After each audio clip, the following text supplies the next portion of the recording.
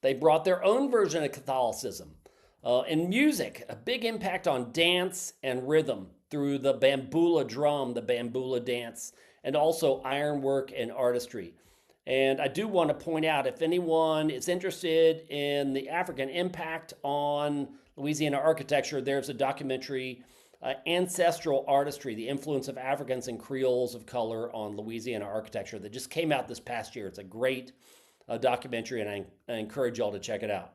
So now that finally brings us to the subject at hand here, the War of Independence and the impact of mobilization on Louisiana. So I raised the questions here. How does mobilization affect Nueva Orleans and the port? And then the American rebels are seeking financial and material support. How does the colony become more militarized? And also, what is the impact on economics and social life, and especially race relations? And we're going to explore that here. So, the first governor during wartime is Luis de Gonzaga. He's a covert supporter of the revolution. When he arrives, he marries a French Creole woman, Marie Elizabeth de Saint-Maxent.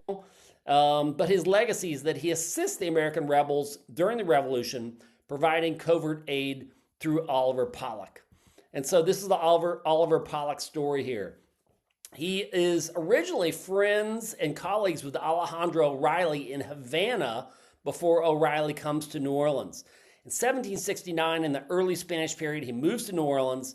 He marries a woman, Margaret O'Brien, whose background is their family had a long fought against the British. So he's already engaging himself with the anti-British sentiment. So as an English-speaking anti-British Catholic, Pollock becomes an important bridge between the American rebels and the Spanish. And then by 1777 to 79, Pollock covertly serves as consul for the Continental Congress during the Revolution to Spain in New Orleans, as Spain is outwardly maintaining a neutrality. And then his great legacy is furnishing arms, ammunition, blankets, uniforms, shoes, food, medication, especially quinine, and money to the American rebels through the Mississippi River Valley and through much of his own wealth. And this is his image at the right.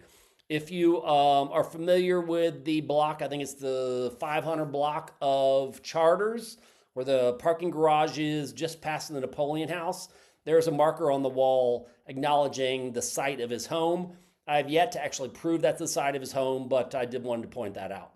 And then that brings us to Bernardo de Galvez, the governor from 1777 to 83.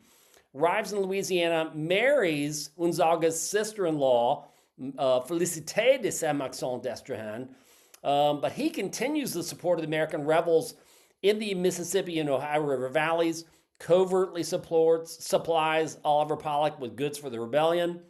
And then when Spain officially declares war against Britain, he leads a military assault, taking control of British West Florida for Spain. And these are the battles of Baton Rouge in 79, Mobile in 80, Pensacola in 81. And these are going to be explored by Sam Hyde at 12:30 for the Battle of Baton Rouge, and also Mike Bunn at 1:25 for the Battle of Mobile and Pensacola. So here I raise the question, is the port of Nueva Orleans neutral? And this brings up the history of the Willing expedition of 1778. So in the background, Oliver Pollock serves as the continental agent for Willing, Morris and Company, partly owned by Thomas Willing, the largest merchant trading company of the 13 colonies, specializing in the international trade of grain, slaves, and tobacco. And so American ships and privateers call on the ports of Nueva Orleans and Havana. So this is a time of increased activity. And then meanwhile, in 1778, in Mississippi, modern-day Mississippi, rebel-backed James Willing, who is actually Thomas's brother, who's a settler in the Natchez area, attacks and seizes properties of British settlements in West Florida, which at that time encompassed the area south of Vicksburg in Mississippi. And they stole vessels, goods, and property, including enslaved persons. They arrive in New Orleans with several barges of stolen merchandise. They were auctioned off by Pollock. But this creates a diplomatic problem and tension for Pollock and Galvez. Britain blockades the port of New Orleans, arrives with a warship to protest the Willing expedition. And I'm sure this will be explored in greater detail by Larry Ferreira in Spain and the American Revolution. But essentially, Britain doesn't want to cause a fight, but they also want to maintain their presence. And so Galvez agrees to restore the property to the British owners. And then finally in 1779, Spain declares war on Britain at the Treaty of Aranjuez, which is an agreement between France and Spain to support the Americans, essentially to oppose the British. I always raise the question, why would a monarchy support a democratic revolution? And of course, the answer is because the Americans are opposing Britain, which is the major opponent on the world stage to Carlos III at that time. And there's the image of Carlos III. And then also in Mississippi, there's the grave of Oliver Pollock, again, revisiting Pollock's legacy in terms of enabling the Continental Army to control the Mississippi and Ohio River valleys during the war. In Baton Rouge today at the Galvez Plaza, which is near the state capitol, there's the Oliver Pollock Monument, acknowledging its importance in the American Revolution and the history of the city. Here's a map showing the way that West Florida, extended all the way to Baton Rouge in the Mississippi River at that time. And then also, when you look at this map, it shows the Mississippi Territory, but at the top of that border, it says former boundary of West Florida. So indeed, West Florida extended all the way to that parallel line. It was a very large territory.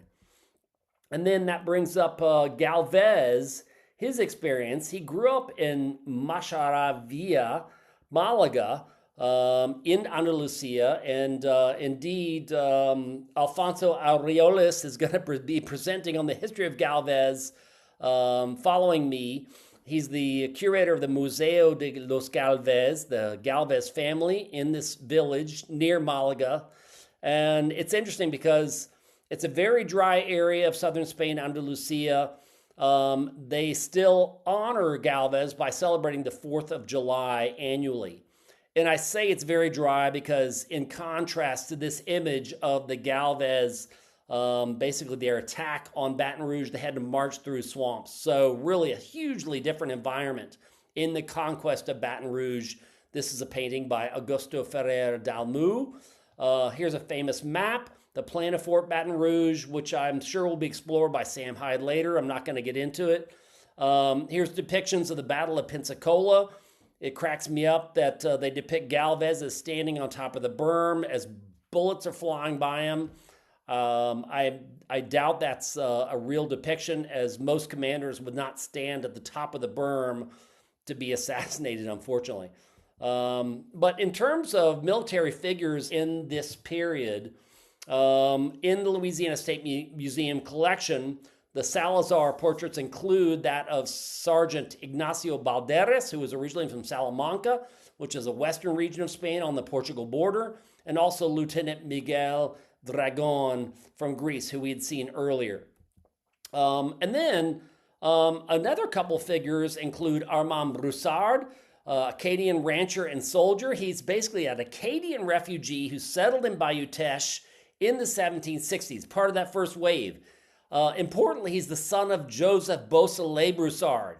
He's the famous Acadian resistance fighter who brought over 200 Acadian refugees to settle in the Tacapá region.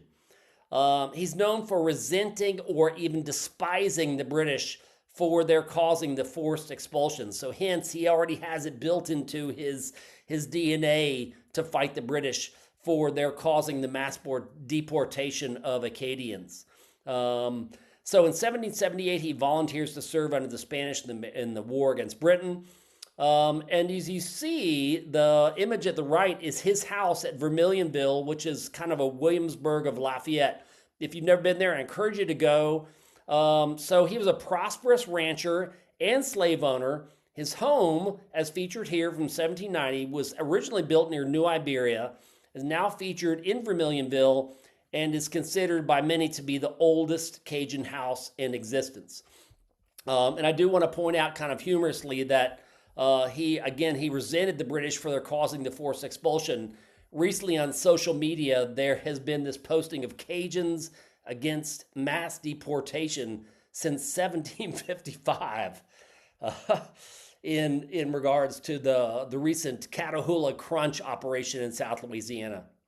Another interesting character is Petit Jean, an enslaved guy who earns his freedom for service as a Spanish spy. So he grew up as an enslaved person in Mobile, where he tended cattle for his British owner, but became a trusted spy for the Spanish cause.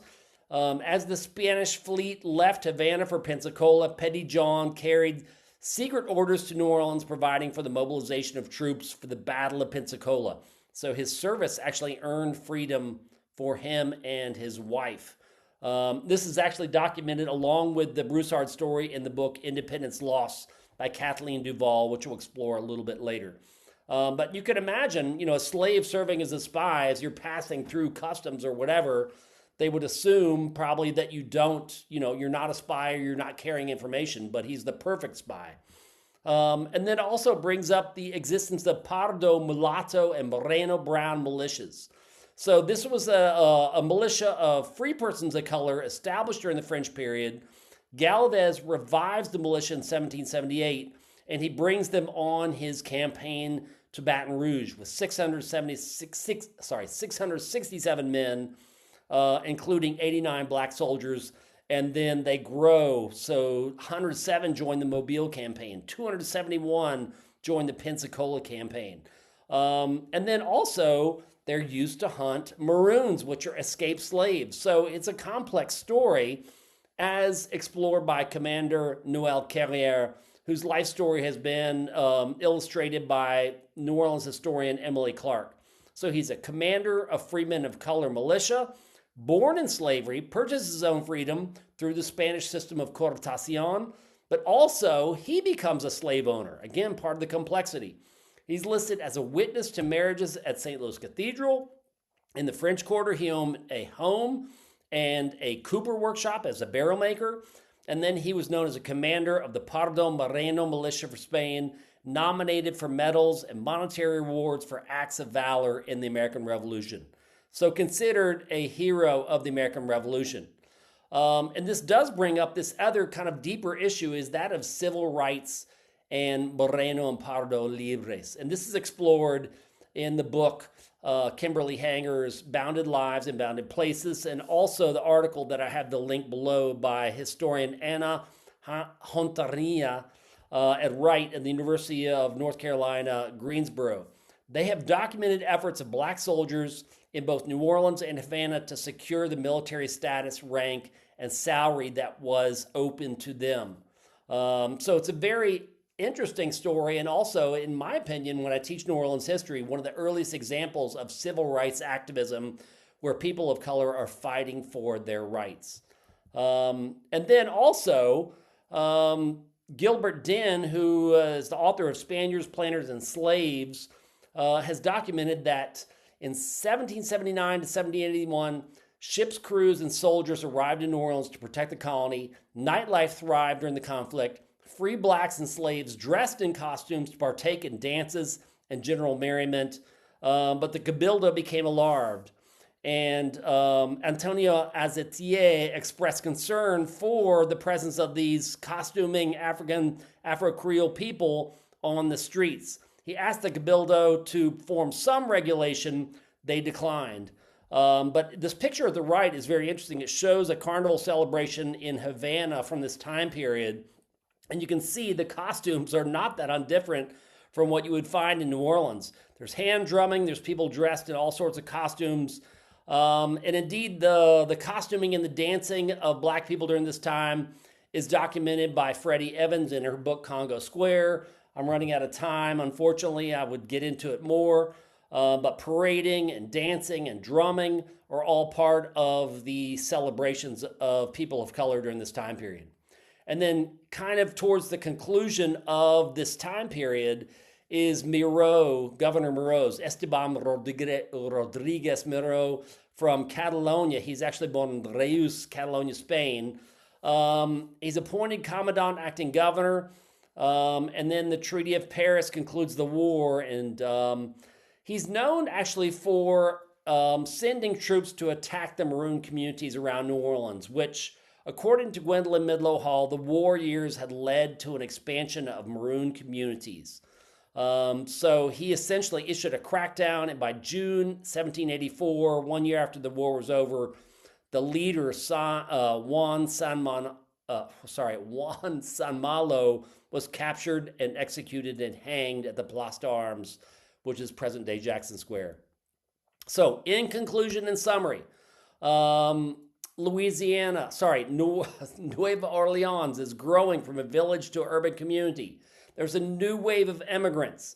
We become more associated as a Northern Caribbean Creole community with our strong ties to Havana and Cadiz. The war mobilization leads to an increase in port activity. Oliver Pollock is central to trade and support for the American cause, but Galvez has to balance diplomacy and covert support. Galvez emerges as a military hero, but I would say only recently has his prominence and importance been acknowledged. And I think it's very important that this exhibit and this conference acknowledges his contribution. Also, the presence of free black militias represent a more tolerant and liberal race relation policy as under Spain, amidst the context of African slavery in Spanish Louisiana and the Spanish West Indies. And then also, this is kind of outside the scope of the presentation, but the success of the American rebels and Spain as their supporter eventually inspires, ironically, Spanish Creoles and Criollos in Latin America, especially Simon Bolivar in Venezuela and Father Hidalgo in Mexico during 1810, leading to the dissolution of Spain's American empire. And then I usually include further explorations, and I don't mean to go over, but Alfred Lemon's book, Spanish New Orleans and the Caribbean, Gonzalo Quintero Saravia, Bernardo de Galvez, Gilbert Dinn's Spaniards, Planters, and Slaves, as well as his Canary Islands book, and Kimberly Hanger's book, Bounded Lives and Bounded Places. For the Spain and the American Revolution history, there is Gabriel Paquet and Gonzalo Quintero, Spain and the American Revolution, New Approaches and Perspectives. Mike Bunn, who's going to be presenting later, The 14th Colony.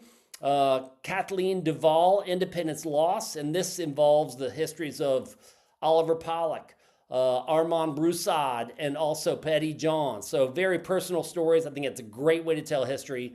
And also Thomas Chavez, Spain and the Independence of the United States, an Intrinsic Gift. And then Recovered Memories was an exhibit that the State Museum hosted, exploring Spain, New Orleans, and the support of the American Revolution in 2018. There's a link online sponsored by Iberdrola, the Spanish energy company, that is here. And then also coming in 2026, and we're going to hear from Stephen L. Kling at the end, an underappreciated victory, his book exploring all of these subjects that we've covered here today. And then lastly, of course, is the upcoming Louisiana State Museum exhibit, Galvez and Louisiana in the American Revolution, which is going to be from March 26 to May 27. So, all right. Sorry to go over, Jason. If anyone wants to ask any questions, I'll be glad to host.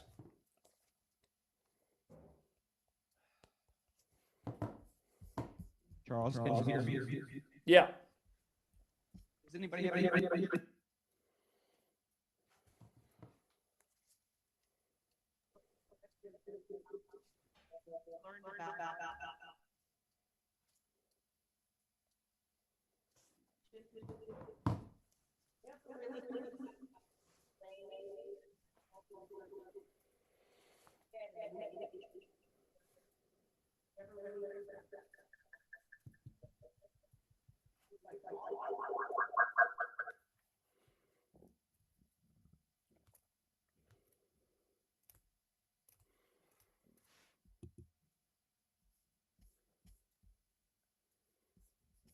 Danny.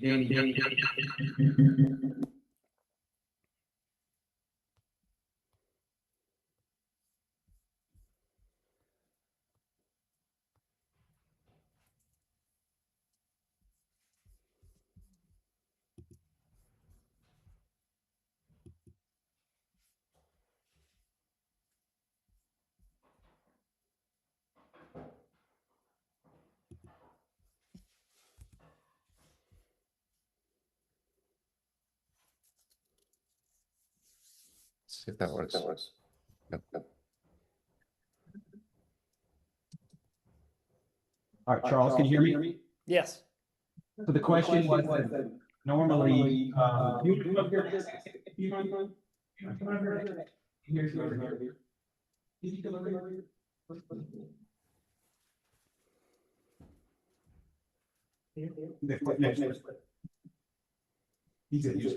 yeah, this laptop right here. Yeah, you could just talk to here. I was saying that it's a comment that we learn about the revolution of 1776. It's always movies or in classwork or whatever. Spain is never really mentioned that much, if at all, in how they helped in the revolution. They were a big part of it, but we never learn about that, especially in the movies. It's always about the colonists and how brave they were and everything they did. I find that very interesting. Unfortunately, that's part of the history that's lost in America.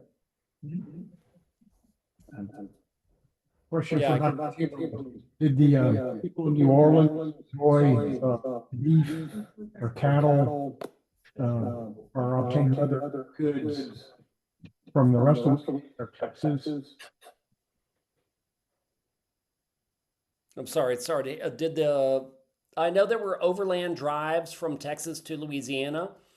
And I mean, that's a whole nother story.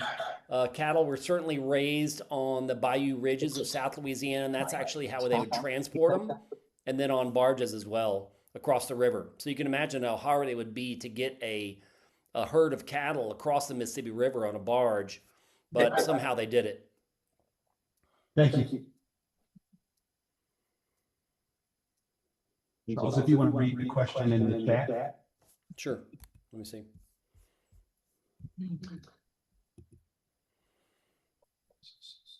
Do I have any information about Evan Jones working with Pollock? No, I don't know Evan Jones, but I'm wondering if that might be explored in some of those other books that I recommended. So unfortunately I don't, but I'm sure it's an intriguing story.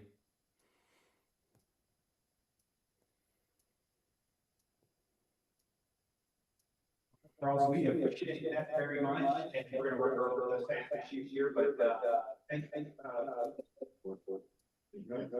we're working right now.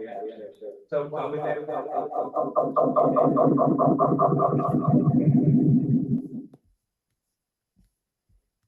all right, you all. Thank you so much. And I'll be following along. Have a great conference. And it was my pleasure to talk to you all about this subject. It was one of my favorite subjects of Spain in New Orleans, and so fascinating. And I hope you all have a great rest of the conference. Bye-bye. there is coffee out there if you want to get coffee, and we're going to get the next talk set up with Larry Ferreira. And like I said, he's at so he's able to pre-record it for us, and then we're going to have an in-person speaker after that. So we're going to get these meetings. So first one, and we'll keep on going, and we're going to get a little bit more in depth on the advanced government. We got about I think 10 or so. we're just in feedback land because so the way the Zoom is set up, we can't mute us.